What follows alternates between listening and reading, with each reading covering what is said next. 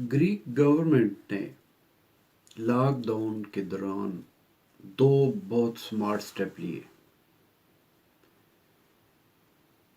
جیسے کہ سویڈن والوں نے ایک سمارٹ سٹیپ لیا، انہوں نے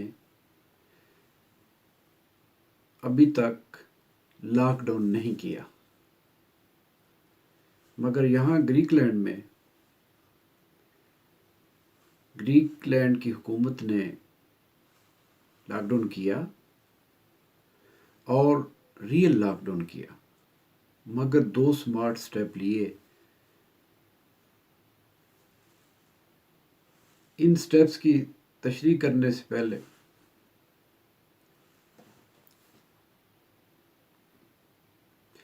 لاک ڈاؤن کے دوران گریک گورنمنٹ نے دو بہت سمارٹ سٹیپس لیے،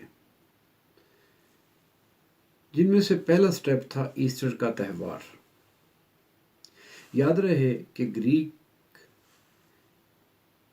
کی تقریباً 50-60% آبادی گریس کے کیپٹل ایتھنز میں رہتی ہے، اور ان لوگوں کی ایک طرح کی ٹریڈیشن ہے کہ جب بھی کوئی عید بقرعید ایسے کوئی تہوار ان کے آتے ہیں تو یہ واپس اپنے دیہات میں چلے جاتے ہیں اور وہاں پر یہ پریفر کرتے ہیں اپنی چھٹیوں کے دن یا اپنے جو مذہبی تہوار ہیں کرسمس وغیرہ ایسٹر وغیرہ ان کو منانے کو.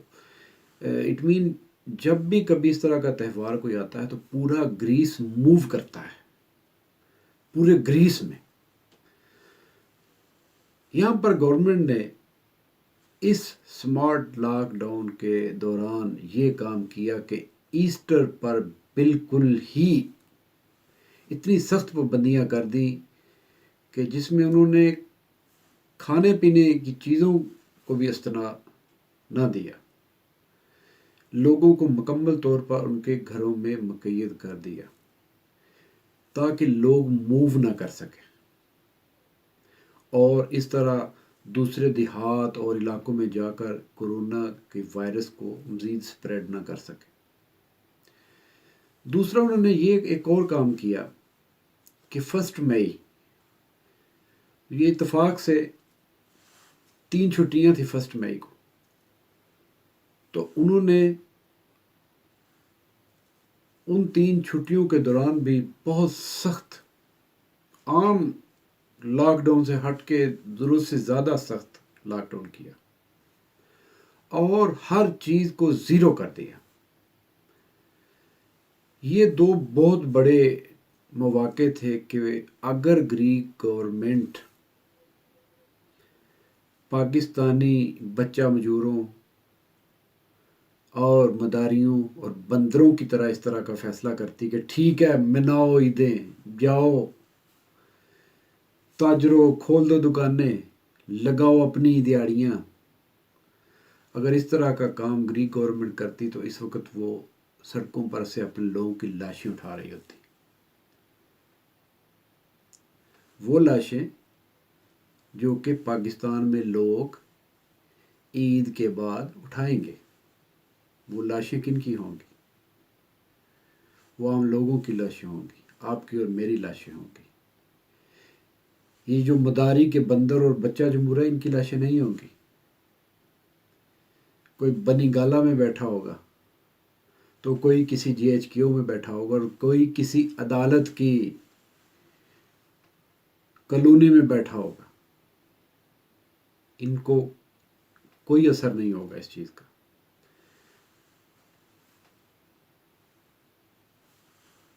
نہ تو ہمارے بندروں اور مداریوں نے سویڈن کی طرح یہ فیصلہ کیا اور وقت سے پہلے کہ بھائی ہم غریب لوگ ہیں، ہماری معیشت اتنی کمزور ہے کہ ہم لاک ڈاؤن نہیں کر سکتے. شروع میں ڈرامہ کرتے رہے، لاک ڈاؤن پہ نام پر ایک جعلی لاک ڈاؤن کیا، پھر اس کے دوران اس لاک ڈاؤن کے دوران وہ جعلی باچا خان جو اسٹیبلشمنٹ نے ہم پر مسلط کیا ہوا ہے وہ اس کے خلاف باتیں کرتا رہا. صرف صوبہ سندھ نے کوشش کی کہ کسی طرح لاک ڈاؤن کو مضبوط کیا جائے، لیکن یہ جعلی باچا خان جو ہے इसके मदारियों ने सिंध में ताजरों को सिंध हुकूमत के ख़िलाफ़ भड़काया और आज नतीजा ये है कि पूरे मुल्क में बिल्कुल ही आज़ादी दे दी गई है।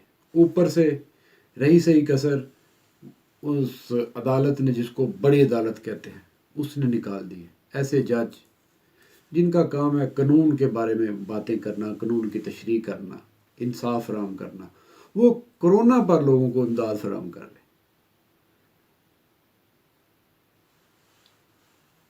तो अभी क्या होगा? ये ईद की दिहाड़ियाँ लगाने वालों ने लगा ली हैं, लगाएंगे अभी, ईद रात भी मनाएंगे, बहुत कुछ होगा। चांद रात पे ख़रीदारियाँ होंगी, ख़रीदने वाले जा रहे हैं। जब उनको रोज़ाना टीवी पर आके ये जेली बाचा खान उनको ये बता रहा है कि नहीं ज़रूरत नहीं, ये है वो है, तो क्या करेंगे अवाम? असल में इन लोगों को, इन बंदरों को प्रॉब्लम ये नहीं है कि अवाम भूखे मर जाएंगे। अवाम तो पहले भी भूखे थे और अवाम की मदद करते हैं। ना पहले किसी ने किसी को भूखा मरने दिया, ना अब किसी को मरने देगा। प्रॉब्लम क्या है? प्रॉब्लम ये है कि कहीं भूख के सताए और बीमारी के सताए हुए लोग बाहर ना आ जाएं और इन लोगों को तिनकों की तरह बहा के न ले जाएं। ये उस वक्त से डरे हुए हैं कि अगर हमने इस लॉकडाउन को ना खोला तो ये लोग कहीं भूख से मजबूर होकर, तंग आकर बाहर ना निकल आए और हमारी ईंट से ईंट ना बजा दें। ये अपनी हुकूमत को बचाने के लिए ये सारे इक़दाम कर रहे हैं। नाम गरीब आदमी का है। आप मुझे बताएं, जब मार्केट्स खुली हैं, जब शॉपिंग मॉल्स खुले हैं, जब ट्रांसपोर्ट खुली है, तो इसका फ़ायदा गरीब आदमी को होगा। गरीब आदमी तो खर्च करेगा, गरीब आदमी का वो पैसा खर्च हो जाएगा ये ईद के चक्कर में, ये तैयारियों के चक्कर में, ये सफ़र करने के चक्कर में, जो शायद कल कोरोना के बढ़ जाने की सूरत में उसके काम आता, वो घर बैठकर उसको खा लेता, वो ये पैसा भी उड़ा देगा।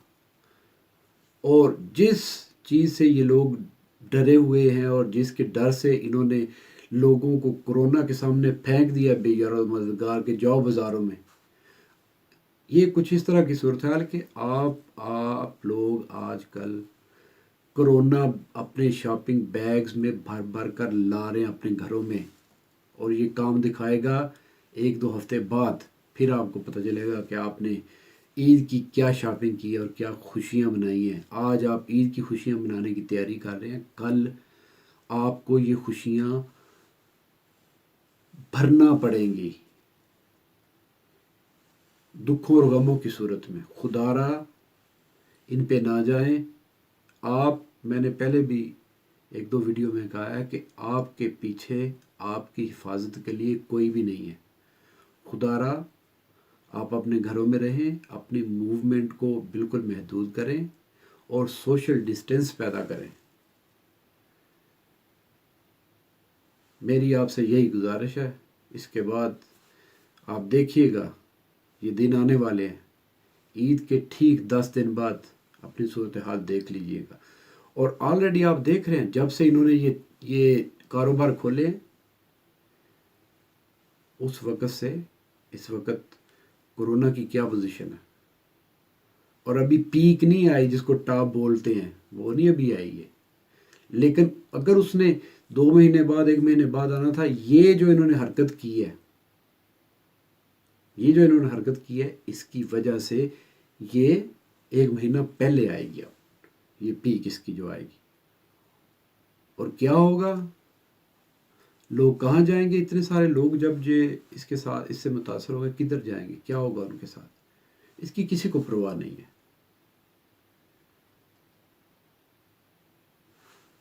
तो मेरी आप लोगों से गुजारिश है कि आप अपनी हिफाजत खुद करें।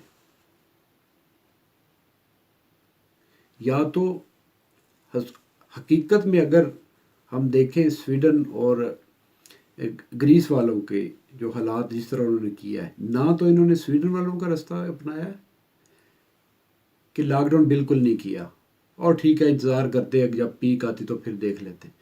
ان کو چاہیے یہ تھا کہ یہ سویڈن کی طرح لاک ڈاؤن نہ کرتے، اور عید سے آخری جو 10 دن تھے پہلے، یا رمضان کے بالکل شروع میں مکمل لاک ڈاؤن کر دیتے 1 مہینے کے لیے، اور عید بھی لاک ڈاؤن کے ساتھ ہی جاتی، پھر لوگ شاید بچ سکتے تھے، مگر انہوں نے الٹ کیا اس کا۔ اور گریس والوں نے جو حکمت عملی اپنائی، جو ان کی عید کا تہوار تھا اس میں انہوں نے کرفیو لگا دیا، یہ اس کے بھی برخلاف گئے۔ جب لاک ڈاؤن لگنا چاہیے تھا اس وقت نہیں لگایا، اور جب ضرورت نہیں تھی اس وقت لگا دیا۔ اس کو بھگتے گا کون؟ اس کو آپ بھگتیں گے۔ اس لیے یہ ذمہ داری اب آپ پہ جاتی ہے۔ یہ لوگ 18ویں ترمیم کی بات کر کے صوبوں کو یہ بول کے نہیں جی یہ تو آپ کا مسئلہ ہے 18ویں ترمیم کے بعد، یہ ملکی مسئلہ ہے، یہ قومی مسئلہ ہے، یہ قومی سلامتی کا مسئلہ ہے۔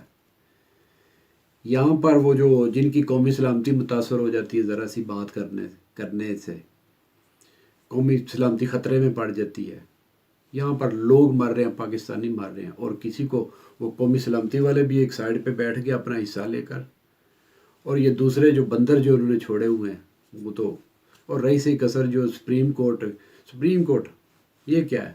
یہ ہے بچہ جمہورہ۔ اور مداری کون ہے؟ جن کا نام لینے سے قومی سلامتی خطرے میں پڑ جاتی۔ اور یہ بندر کون ہے؟ یہ جو وزراء، یہ ادھر یہ جیلی لوگ جو گھوم پھر رہے ہیں آپ کے ارد گرد، یہ بندر ہے۔ اور یہ سب لوگ مداری، بچہ جمہورہ اور بندر مل کے آپ پر حکومت کر رہے ہیں، اور انہیں اگر فکر اور پرواہ ہے تو اپنی حکومت کی ہے، اپنے حکومت کے سروائیول کی ہے۔ یہ خوف زدہ ہے کہیں آپ بھوک سے تنگ آ کر باہر نہ نکل آئیں اور ان کو اڑا کے نہ رکھ دیں۔ اس وجہ سے انہوں نے یہ کھولا کہ ٹھیک ہے مریں گے تو یہی مریں گے۔ خیال ان کا یہ ہے کہ جنہوں نے مرنا ہے ان کو تو مرنے دو، ٹھیک ہے، ایسا نہ ہو کہ یہاں پر کوئی انقلاب کی کفیت پیدا ہو جائے۔ جنہیں مرنا ہے ٹھیک ہے مرنے دو، ان کو جو بچ گئے ان پر حکومت کر لیں گے۔ اب یہ آپ پر منحصر ہے، آپ بھی ان مرنے والوں میں شامل ہونا چاہتے ہیں یا بچنے والوں میں؟ اگر آپ بچ گئے تو پھر بھی کل ان کا کوئی حساب کر سکیں گے۔ اپنی جان کی حفاظت کیجیے۔ میری آپ سے یہی گزارش ہے۔ آج کی یہ جو ویڈیو کافی لمبی ہو گئی ہے، تو صرف اور صرف فکر آپ لوگوں کی ہے، کیونکہ مجھے اس وقت اللہ کے بعد ملک میں فکر کرنے والا آپ کی کوئی نظر نہیں آ رہا۔ اور جو کچھ لوگ کوشش کر رہے تھے کہ اس بیماری کو پھیلنے نہ دیا جائے، ان کو بھی انہوں نے بدنام کر دیا۔ خدا را ایک بار پھر اپنی حفاظت آپ کیجئے، کیونکہ آپ تنہا ہیں۔ خدا حافظ۔